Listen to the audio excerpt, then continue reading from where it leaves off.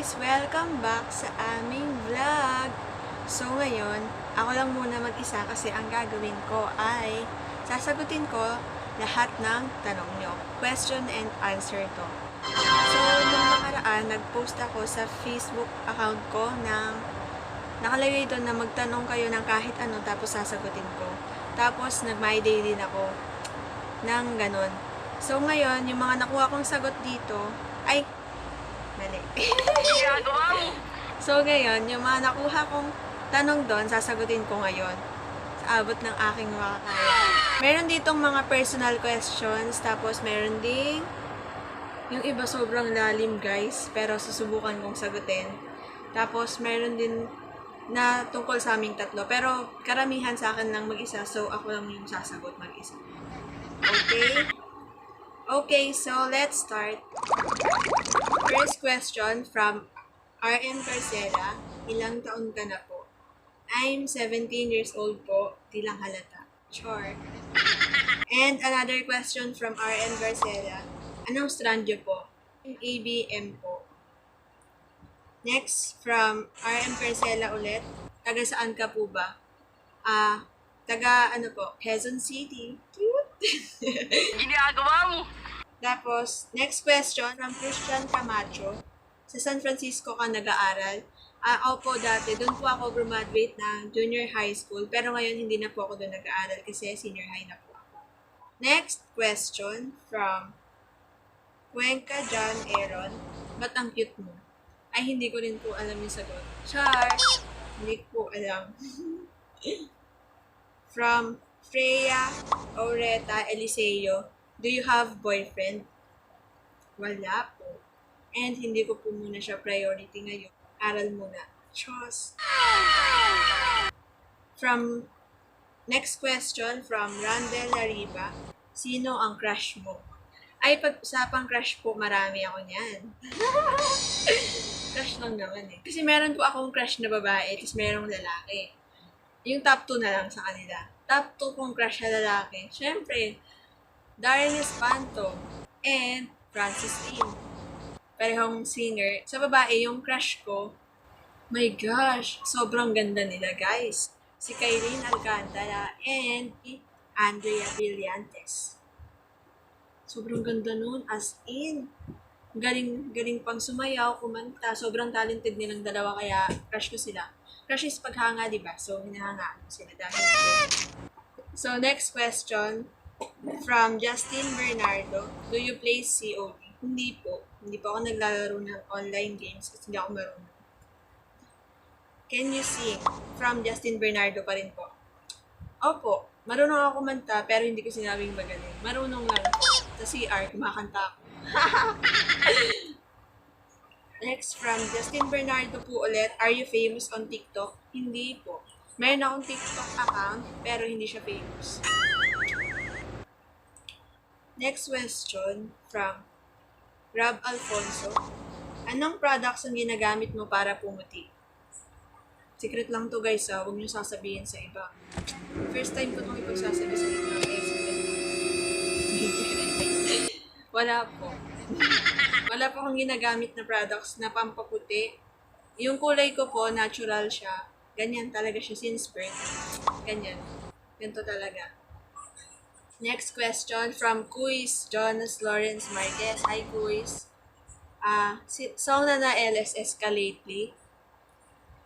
Lately, yung mga pinapatugtog ko na songs or kinakanta ko from puro from Ben and Ben. Ganon, mga pagtingin, araw-araw, masyado pang maaga. Yung mga ganon, basta from Ben and Ben po. Next question from Quiz Jonas pa rin po. Darren or Francis? Bawal both, isa lang. Ayan po, mahirap yan. Pero, mahirap kasi pareho ko silang as in sobrang idol. Si Francis, yun lang yung lalaking sobrang in-important ko as in. Meron akong pa-explosion box, sinulatan ko ng tula. Dahil lang, share ko lang. Tapos si Darren, ganun din naman. In-important ko rin and pinapanood ko lagi kasi nga sobrang galing niya. Pero kung mamimili ako ng isa lang, doon ako kay, my gosh, sorry. Doon po ako kay Darren. Kasi po, siya po yung naunang idol ko sa kanilang dalawa. Sa The Voice Kids season 1 ko po kasi siya nakilala. Tapos si Francis season 2. So, syempre, doon ako sa nauna. Kaya, Darren po. Pero mahal ko rin po si Francis. Next, from Adrian Mercado Andaya. Kung magiging vlogger ka, tatanggapin mo ba? Oo o hindi. Kailangan may reason ka sa akin kapag tinanggap mo. Opo naman po. Gusto kong maging vlogger and pangarap po talaga namin yung magkakapatid kaya kami nagva-vlog ngayon. Next, from John Christian Artiga. Sino nag-inspire sa'yo na YouTuber din para mag-vlog at nakikita mo ba ito bilang future mo? Marami pong vlogger na nag-inspire sa akin. Too many to mention eh. Opo, nakikita ko din siya sa future ko. Pwede rin. Ang saya din naman po mag-vlog. Kahit medyo challenging and mahirap, pero masaya po siya. Share ko lang din. Next question from Beverly Hermo. Oy, shout out kay Devs. Mag-enroll ka ba ngayong school year? Siyempre, no choice naman eh. Kailangan natin mag-enroll kahit mahirap. Nandiyan tayo shoot ko naman. Yeah. Next, from Beverly Hermo pa rin po. Nagsusulat din po ba ng tula mga kapatid mo? So guys, ano po kasi, nagsusulat ako ng tula. I'm a writer, proud to be tamad na writer. Tapos yung kapatid ko pong isa, si Belly Dick, nagsusulat din po siya ng tula. Meron na siyang nasulat nung nakaraan. Ano ko yun, minayday ko. Ang galing nga eh. Wala, nakakatuwa lang na parang marunong din siya. Si Angel, hindi ko alam kung susulat yon. Pero sana, hopefully soon. Next, from Beverly Hermo pa rin. Na-miss mo na ba mag-cheer dance? My God! Itong cheer dance, sobrang na-miss ko. Yung ginagabi na kami pag-uwi, sa sobrang pagura ng practice. Wala lang, ang saya niya lang kahit nakakapagod, nakakamiss din mag-cheer dance. Tamang pabuhat lang. Chos! Hindi, kasi wala, ang dami kong na-experience na sobrang ganda. And, bata pa lang. Basta pangarap ko siya dati pa. Gusto ko talagang maging part ng isang cheer dance. And sobrang saya ko na naging part nga ako. And sobrang gandang experience niya. Ewan ko kung itutuloy ko pa. Pero gusto ko talaga siya. Kasi masaya.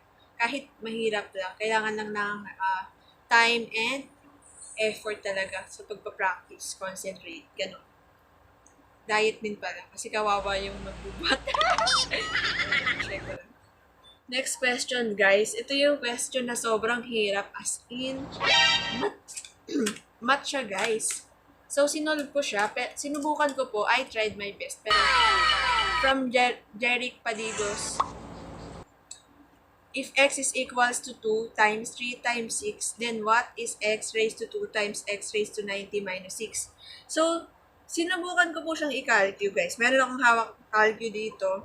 Tignan nyo, So, x is equals to 2 times 3 times 6. So, 2 times 3 times 6, 36. X raised to 2 times. So, yung x natin, 36.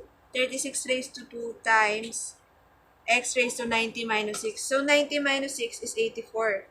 So, 36 raised to 2. Ayan, guys, ay kakalyo ko. 36 raised to 2 times 36 raised to 84. So, ayun guys, nag-error siya. Ayan. Nag-error talaga siya. Pinapaulit-ulit ko na yan. And I tried my best na sagutin siya, pero nag-error ko. Next question from Angel Lucredo. Kung papasukin mo ang showbiz, ano ang pipiliin mo? Ang magkaroon ka ng sunod-sunod na project, pero hindi memorable at ito'y supporting lamang? O ang bumida ka mismo sa isang blockbuster kung saan nakilala at tumatak ang mga linyahan mo at umani ng libo-libong reaksyon ng pinikulang pinagbidahan mo, at dito masasabi mo ito ay memorable pero isang beses lang nangyari? Haba. Sorry kung hindi nyo naintindihan. Magulo talaga ako mag-explain. Yung sa math kanina, sorry kung hindi nyo naintindihan. Tapos ito, sorry din kung hindi nyo naintindihan yung pagbasa kasi ang haba ng question. Pero kung papipiliin ako, ito yung shortcut ko na lang.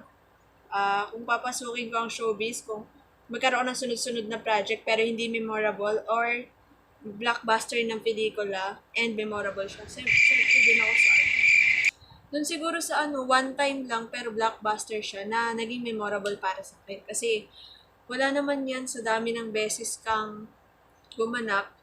And syempre, iba pa rin sa feeling kung syempre, yung effort mo, yung pinagpaguran mo, kung isang beses lang, pero tumatak siya sa ibang tao. I mean, isang beses mo lang siya ginawa. Pero, di ba, minahal ka ng mga tao dahil doon. Nakilala ka dahil doon. So, parang sobrang laking achievement yun para sa'yo kung magiging memorable talaga siya kung ganun yung mangyayari. From Ronel Berharoa, manunulat din to. Maging paksa ng hindi sikat na Makata o maging isang sikat na Makata, ngunit di minsan ay hindi naging paksa ni naman. Siguro dun ako sa maging paksa ng hindi sikat na Makata. Sa mga Makata, sa pagsusulat, kung sikat ka man or hindi, wala yun doon. Hindi yun doon nasusukat. Nasusukat yun kung paano ka magsulat, kung paano mo binubuhos yung sarili mo, yung feelings mo dun sa ginagawa mong piyesa. Kasi hindi rin guys madali magsulat, lalo na kung wala kang paghuhugutan or kung hindi may isa sa puso. So kung magiging paksa ka ng isang hindi sikat na manunulat, okay lang. At least naramdaman mong maging isang paksa ng ibang tao. At least naramdaman mo na sulatan ka kasi kapag sinulatan ka, iba siya sa feeling. Sobrang sarap sa feeling na sulatan ka ng tao, lalo na kung galing sa taong mahal or gusto mo, di ba? So, ayun na po yung last question para sa personal questions para sa akin. Meron ditong iilan na questions para sa aming tatlo and isasama ko na po siya. From Derek Paligos, yung nagbigay sa akin ng sobrang gulang math equation. Magkakapatid po ba kayong tatlo? Yes po, magkakapatid po kaming tatlo. From Julius Cruz, ano yung mga bagay o lagi niyong pinagtatalunan? Yung minsan kasi hindi sila sumusunod agad. Kapag hawak na nila yung cellphone, ang hirap na nilang kausapin. Ganon. Tapos, si Kuya, si Benedict, ang hilig mang asar niyan. Pang-asar lagi. Si Angel din, ganun din yan. Nakakayos din. From Julius pa rin po, ano yung mga bagay na nagkakasundo kayo? Nagkakasundo kami. Si Angel sa TikTok, si Benny, kapag minsan sa kalokohan, ganun. Shoutout kay Kuya. Next, from Nicole Villanueva, sa mama mo, Gege o si Benny? Kung papipiliin ako kay Gege or Benny, wala. Kasi, both pareho kong mahal yun. Siyempre, pareho kong kapatid Kahit makulit yan, mahal ko yung mga yan. Oh my God. Char. So, ayun lang guys. Dito na po nagtatapos ang ating vlog. Sana po, nasagot ko yung mga tanong nyo. And, dito na po see your next vlog. Bye! Don't forget to like, Share, comment, and subscribe. Bye!